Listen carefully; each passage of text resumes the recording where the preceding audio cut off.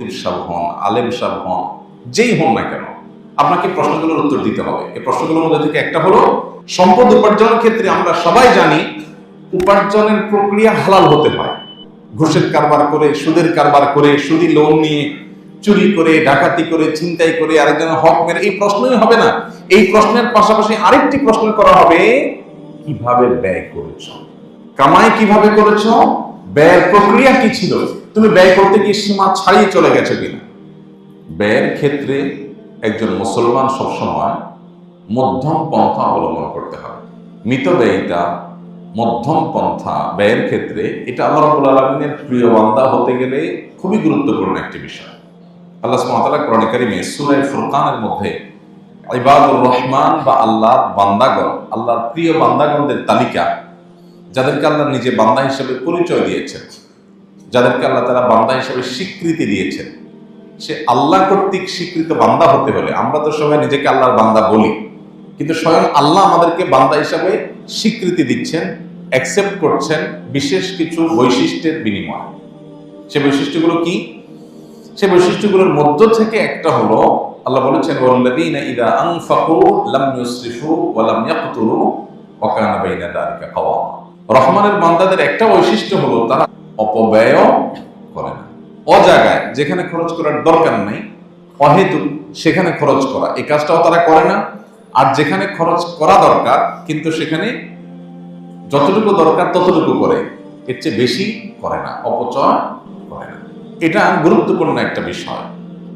আজকের বাস্তবতায় আমরা যারা নিজেদেরকে মুসলমান দাবি করছি, এমনকি যারা মাশাআল্লাহ অন্যান্য ক্ষেত্রে প্র্যাকটিসিং মুসলিমের পরিচয় ধারণ করছেন, সমাজের কাছে স্বীকৃত প্র্যাকটিসিং মুসলিম হিসাবে, সেই ভাইদের মধ্যে, সে বোনদের মধ্যেও এই রোগটা এখন প্রকট আকার ধারণ করেছে।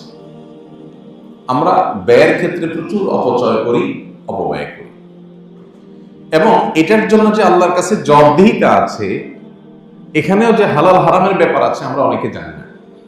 আপনার উপার্জনটা হালাল, হালাল উপার্জনের টাকা দিয়ে আপনি যদি অপচয় করেন, সেটা কি হালাল হবে না হারাম হবে? আপনার উপার্জনটা হালাল, টাকা কামাই করছেন হালাল উপায়ে, মাশাআল্লাহ। এখন খরচ করতে গিয়ে যেখানে আসলে 10 টাকা খরচ করলে হয়, ওখানে অহেতুক 20 টাকা 30 টাকা খরচ করছেন একটু ভাবসাব জাহির করার জন্য। এই যে অপচয় করলেন, এটা কি হালাল হবে না হারাম হবে? হারাম হবে। কারণ আল্লাহ রাব্বুল আলামিন কোরআনে কারীমে বলেছেন, কুলু ওয়াশরাবু ওয়া লা তুসরিফু।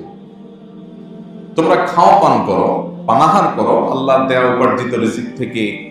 তুমি ওয়ালা তাজআল ইয়াদাকা মাগলুলা ইলা উনুকিক ওয়ালা তাবসুতহা কুল্লাল বাসাত।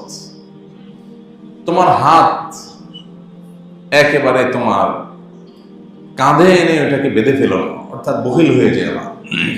হাত একেবারে বেঁধে রেখে দিও না, যে খরচই করবা না, কৃপণ হয়েও না।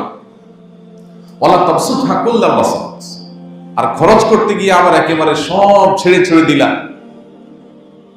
কোনো বাইন্ডিংস নাই, তোমার বিবেকে কোনো বাঁধ নাই যে কোথায় আমি খরচ করব, কতটুকু করব, কোথায় গিয়ে আমি থামবো খরচ করতে গিয়ে, এই হিসেব নিকাশ তোমার নাই, এরকমও যেন হইল না। সূরা ফুরকানের আয়াতে আল্লাহ সুবহানাহু ওয়া তাআলা বলেছেন শেষে, ওয়া কানা বাইনা যালিকা কাওয়ামা। অপচয়, অপব্যয়, এই দুইটার মধ্যবর্তী, দুইটাকেই পরিহার করে যতটুকু দরকার হয় ততটুকু খরচ করে রহমান বান্দারা।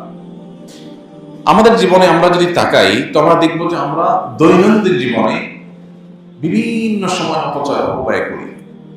বিশেষ করে দান্যতা বড় মনের পরিচয়। অপচয় যে করে না, তাকে সমাজ, সমাজের মানুষ, এমনকি পরিবারের সদস্যরা পর্যন্ত কৃপণ মনে করে।